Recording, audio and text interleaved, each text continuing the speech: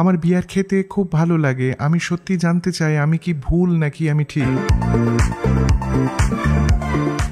কেমন করে আমি আকর্ষণ করব সঠিক মানুষ আমার জীবনে?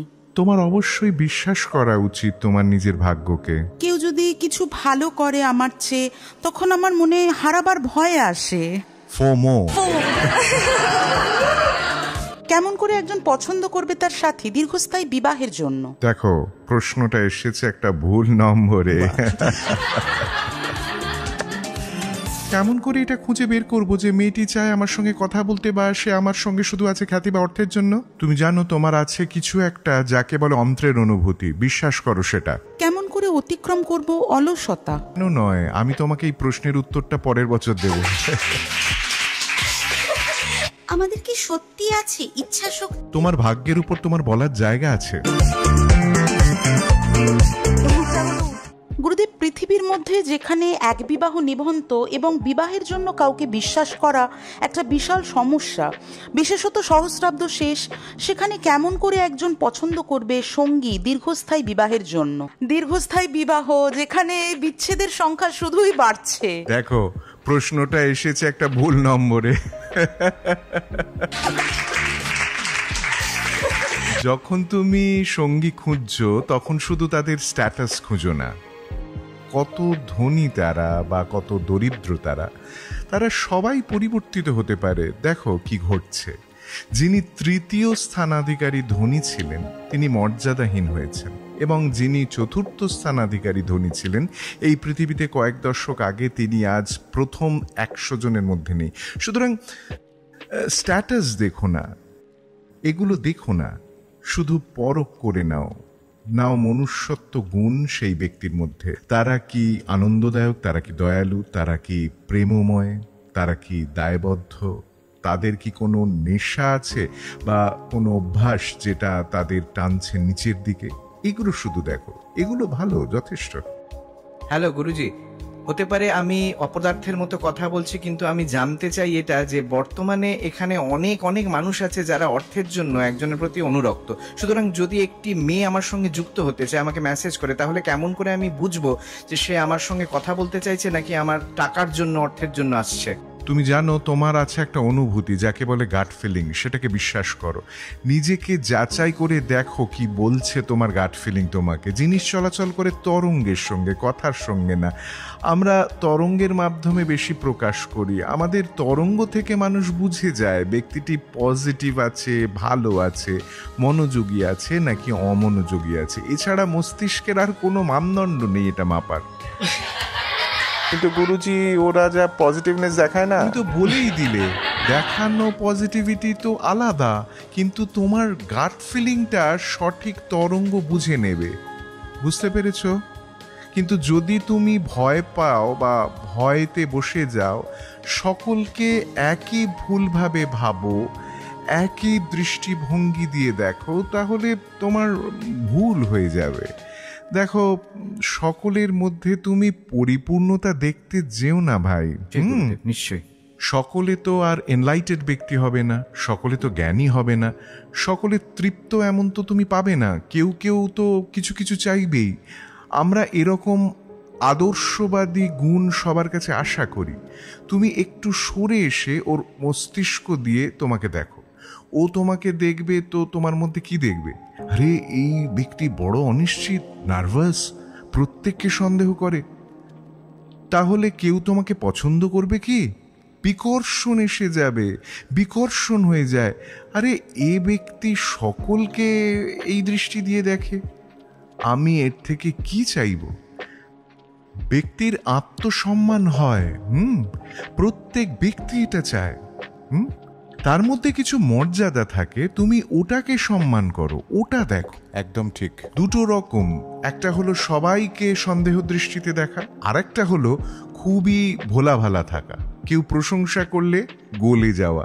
মে মাসের গরমে যেমন মাখন গলে যায়, ওটা উঠিয়ে যতক্ষণে তুমি টোস্টে লাগাবে ততক্ষণে গলে যাবে। এমন হবারও দরকার নেই। বুঝেছো তো? এই কথা বুঝেছো তো? হ্যাঁ হ্যাঁ, বুঝেছি। মানুষ বলে যেটা তুমি ভালো বোঝো সেটা করো, তো আমি বিয়ার খেতে ভালোবাসি। যখন আমি বিয়ার খাই তখন আমার ভালো লাগে, কিন্তু আমার মা বলে এটা খেও না, তোমার খাওয়া উচিত না। সত্যি সত্যি আমি কি করছি, মানে ঠিক করছি না ভুল করছি? তোমার এটা জানাই আছে, কোনো কিছুর নেশা অল্প থেকে শুরু হয়। প্রথমে সোশ্যাল ড্রিঙ্কিং শুরু হয়, এটা আরও ভালো লাগে, পরে আমরা আমাদের সীমা হারিয়ে ফেলি। কেন আমাদের এই জিনিসগুলোকে সীমা দিয়ে আটকাতে হবে? নিজেদের মজবুত নিরাপত্তার জন্য। যখন আমরা দেখি আমাদের মন একটু দুর্বল, আমাদের নার্ভাস সিস্টেমও দুর্বল, তখন আমরা ক্ষণিক পরিমাণ নিয়ে একটু বিয়ার খেয়ে নিলাম, একটু এটা খেয়ে নিলাম, এই করে ক্ষণিক বিনোদনের চেষ্টা করি। এরপর এটা কুঅভ্যাসে পরিণত হতে বেশি দেরি লাগে না। টেনশন বাড়লো তো কুঅভ্যাসও বেড়ে যাবে। এটা এমন জিনিস যা মানুষকে নষ্ট করে দেয়। এতে আমাদের দেশের কত যুবক, কত পরিবার নষ্ট হয়ে যাচ্ছে। যে প্রশ্নটি আমি জিজ্ঞাসা করতে চাই সেটা কিছুটা রীতিপরিচিত, কিন্তু কিছুটা মজারও। যদি আধ্যাত্মিকতা একটা পদ হয়, তাহলে সঠিক উপকরণ কি যেটা তাকে সুস্বাদু করবে? আধ্যাত্মিকতা হলো একটা পদ যেটা সব কিছুকে ইয়াম্মি করে।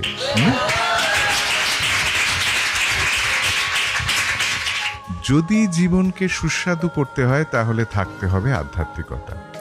আমি কি করে আকর্ষণ করব সঠিক মানুষদের আমার জীবনে, এবং একই ধরনের মানুষদের আকর্ষণ করব না একই রকমের বৈশিষ্ট্যের, একই ছাঁচের?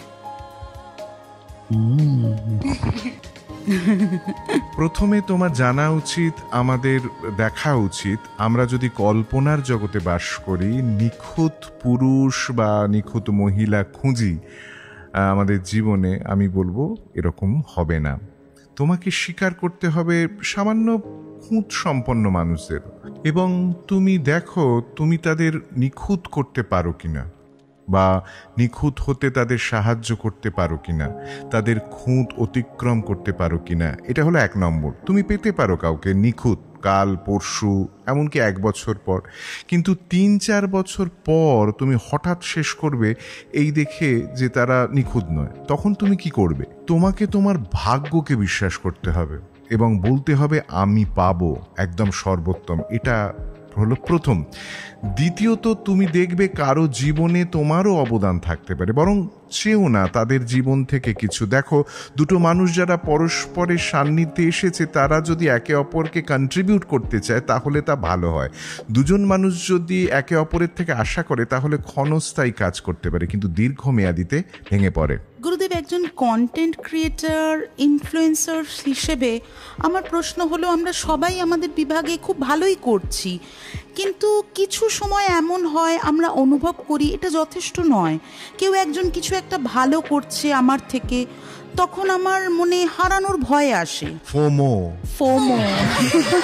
সুতরাং এটাকে কি করে কাটিয়ে উঠবো? ওকে, 3 ধরনের জিনিস তুমি করতে পারো ফোমো বিষয়। একটা হলো ফিরে দেখা। এটা কি প্রথমবার তোমার সঙ্গে ফোমো হলো?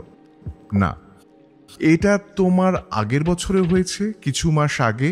কেমন করে তুমি তাকে সামলেছিলে? তুমি কি কিছুই করনি এর জন্য? এটাকে পাশ কাটিয়ে চলে গেছিলে? তুমি বেরিয়ে এসেছো অমলিনভাবে, ঠিক? সুতরাং তোমার নিজের অভিজ্ঞতা সেখানে আছে তোমাকে বলার জন্য। আমরা ভুলে যাই গ্রহণ করতে যে আগের ফোমো আমাদের ছিল। সুতরাং দেখো, ফোমোদের গণনা করো, তাদের লিখে রাখো সময় এবং তারিখ, কখন তোমার ফোমো হলো, আর বলো আরে এটা তো কিছুই নয়। এটা করলে তোমার মনে হবে তুমি একে ম্যানেজ করতে পারবে। যতবার আসুক না কেন অন্যদেরকেও বলতে পারবে আরে তোমার ফোমো এসেছে, নোট করো। এগুলো হলো বাম্পের মতো, সেটা অতিক্রম করতে হবে, স্পিড ব্রেকারের মতো। কেউ কি স্পিড ব্রেকার দেখলে গাড়ি থামিয়ে দেয়? ধীর করে দেয়, দ্যাটস অল। এটা তোমাকে একটু ধীর করে দেবে, কিন্তু তোমাকে থামাতে পারবে না। কোনো ফোমোই তোমাকে থামাতে পারবে না। দ্বিতীয় হলো, কোনো সাফল্যই কোনো সময় কারোর কাছে ব্যর্থতা ছাড়া আসে না। এটা কিন্তু একটা বড় শিক্ষা। যদি খুঁজে পাও তুমি ব্যর্থ হয়েছো, তাহলে সাফল্যের পথে এটা একটা বড় পদক্ষেপ। পরবর্তী আসবে 3য় ফর্মুলা। আমি তোমাকে বলছি, লিখে রাখো।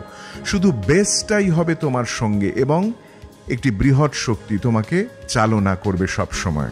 নমস্কার গুরুদেব। আমার প্রশ্ন হলো, আমরা কি করে আধ্যাত্মিকতার জগৎ এবং বাস্তব জগতের মধ্যে সমতা রাখবো? কখনো অপরাধ বোধ করি, অনুভব করি ভালো জীবন চাওয়া একটা অপরাধ, বেশি বিলাসিতা চাওয়া, কারণ অনেক মানুষ কষ্ট পাচ্ছে। তাই কি করে আমরা এর সমতা রাখবো এই দুয়ের মধ্যে?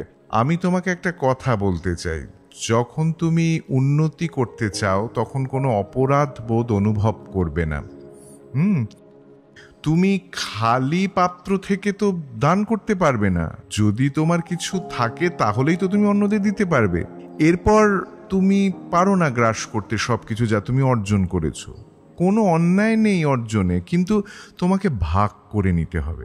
দেখো, কেউ যা কিছু অর্জন করে তা ভাগ করে নেয়, অন্তত পক্ষে তার নিকট পরিবার, বন্ধু, আত্মীয়দের সঙ্গে, রাইট? তুমি এই পরিসরকে বৃদ্ধি করো। তোমার আছে একটা বৃহৎ পরিবার। দেখো, আধ্যাত্মিকতা কোনোভাবেই বিরোধী নয় বাস্তবিক উন্নতিতে। দেখো, যদি তোমাকে বাজারে যেতে না হয় তাহলে তোমার টাকার কি প্রয়োজন? সুতরাং সমাজে যার কিছুই করার নেই তার ধ্যানেরও প্রয়োজন নেই, তাদের কোনো শক্তিরও প্রয়োজন নেই। তোমার এনার্জির দরকার যখন তুমি কিছু কাজ করবে, রাইট? তোমার হাতে টাকা থাকলে তখনই তো তুমি খরচ করবে। সুতরাং কোনো আধ্যাত্মিকতা, ধ্যান, এই সমস্ত সাধনা, এগুলো তোমাকে শক্তি দেবে, এগুলো পাম্প করবে তোমার মধ্যে আত্মবিশ্বাস, এগুলো তোমাকে সাহায্য করবে প্রাণবন্ত হতে। যখন ব্যর্থতা আসে এটা সাহায্য করবে চ্যালেঞ্জ মোকাবিলা করতে। তারপর তা উন্নতি করবে তোমার ক্ষমতা, তোমার উদ্ভাবনী শক্তিকে বাড়াবে। আমাদের কি সত্যি আছে ইচ্ছা শক্তি, বা আমাদের কি সবকিছুই পূর্ব নির্ধারিত, বা সবকিছুই ঘটছে কারণ এটা পূর্ব নির্ধারিত বা পূর্ব পরিকল্পিত? মানুষের জীবন হলো একটা মিশ্রণ। উদাহরণস্বরূপে বলি, তোমার উচ্চতা হলো তোমার ভাগ্য, রাইট? 5 ফুট 5 ইঞ্চি কিংবা 5 ফুট 4 ইঞ্চি হলো তোমার উচ্চতা, সঠিক? সঠিক। এখন তুমি যদি 6 ফুট লম্বা হতে চাও সেটা কখনোই হবে না। কিন্তু তোমার ওজন যদি তুমি বাড়াতে চাও 15 কিলো, সেটা কিন্তু সম্ভব। তুমি যদি মোটা থেকে রোগা হতে চাও সেটাও হতে পারবে। এটা তোমার ইচ্ছা শক্তি। তুমি বলতে পারো না যে ও মা, আমার ওজন 85 কিলো, এটা আমার দুর্ভাগ্য। এটার মানে কি বিশ্বের সঙ্গে আমরা আমাদের ভাগ্যের সহসৃষ্টিকর্তা? তোমার ভাগ্যের উপর তোমার একটা দখল আছে। একটা দখল আছে।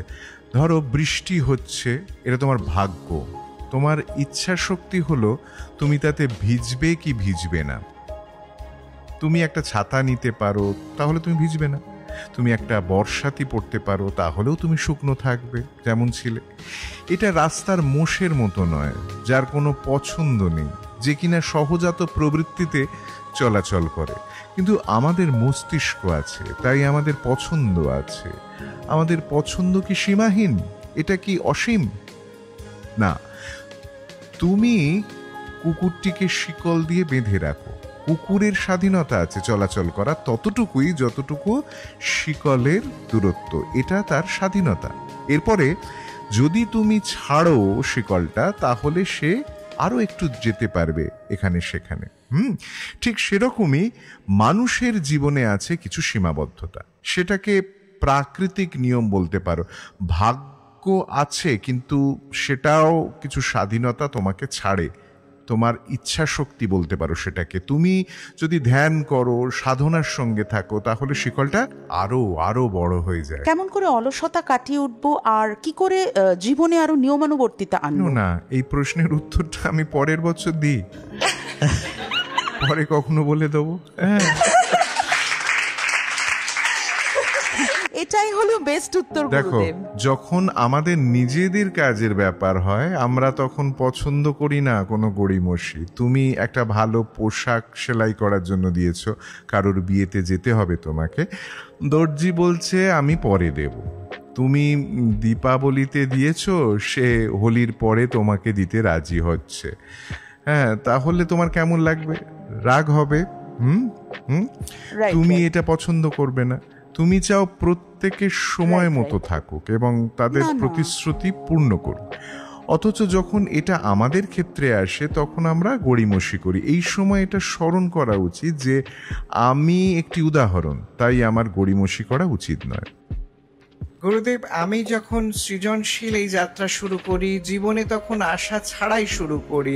আমি কাজ করতে পছন্দ করি, কিন্তু এখন কাজ করতে করতে এমন একটা বয়সে এসেছি যেখানে এটাকে ব্যবসায়িক দিক থেকে নিতে হচ্ছে। আর এখানেই মনে প্রশ্ন আসছে, কেন আমরা নিজেদের মধ্যে থাকতে পারছি না? কেমন করে চলবো আগামীতে সৃজনশীলতা ও ব্যবসাকে একসঙ্গে নিয়ে? আচ্ছা, আমরা যদি ভাবি আমি চাই শুধু ভালো মানুষের সঙ্গে জুড়ে থাকতে, তাহলে সব ভুল মানুষের এক জায়গায় জড় হবে। তাদেরকে কেমন করে তুমি প্রভাবিত করবে? তুমি ভালো মন্দ এইভাবে চিন্তা করো না, যদি না তুমি তাদের অংশীদার করো তোমার ব্যবসার। তোমার যোগাযোগে তোমার উচিত যুক্ত করা ভালো মন্দ সবাইকে। তুমি জানো না, খারাপ ব্যক্তির মধ্যেও ভালো ব্যক্তি লুকিয়ে থাকতে পারে, ভালো ব্যক্তির মধ্যেও খারাপ ব্যক্তি লুকিয়ে থাকতে পারে, সম্ভাবনা রয়েছে। এটা হলো এই ট্যাগ লাগানো বা ব্যক্তিকে বিচার করা ছেড়ে দাও, 1 নম্বর। দ্বিতীয় হলো, ব্যবসা করতে কোনো অসুবিধে নেই, করো, কেন করবে না, কিন্তু ভয় ভাবের সঙ্গে তুমি করবে না, মূল্যবোধের সঙ্গে আপোষ করবে না। তুমি যদি নিজের মূল্যবোধে টিকে থাকতে পারো তাহলে তোমার সম্মান ঠিক থাকবে। নিজের ব্যবসা বৃদ্ধি করো, কেন নয়? মানুষের সঙ্গে মধুর ব্যবহার করলে সেখানে বাধা কোথায়? দেখো, অনেক সময় আমরা ভাবি আমরা যদি দুর্বিনীত বা কঠোর হই তার মানে আমরা ন্যায়নিষ্ঠ। আমি ন্যায়নিষ্ঠ, সেই জন্য আমি কঠিন কঠোর, এর কোনো দরকার নেই। বিষণ্ণতায় পূর্ণ হয়ে গেলে আমাদের মধ্যে কঠোরতা আসতে শুরু করে দেবে। তবে বেশি মধুর থাকারও দরকার নেই, মানুষেরা এটা বুঝে যায়। আরে এটা তো ওপর করছে। হ্যাঁ, সংস্কৃততে একটা কথা আছে, অতি বিনয়ম ধূর্ত লক্ষণম। অনেক বেশি বিনম্রতা দেখলে বড় ধূর্ত মনে হয়। মধ্যবর্তী একটা লেভেলে আমাদের সব সময় চলা উচিত, মানে সব সময় সমতা রাখা উচিত।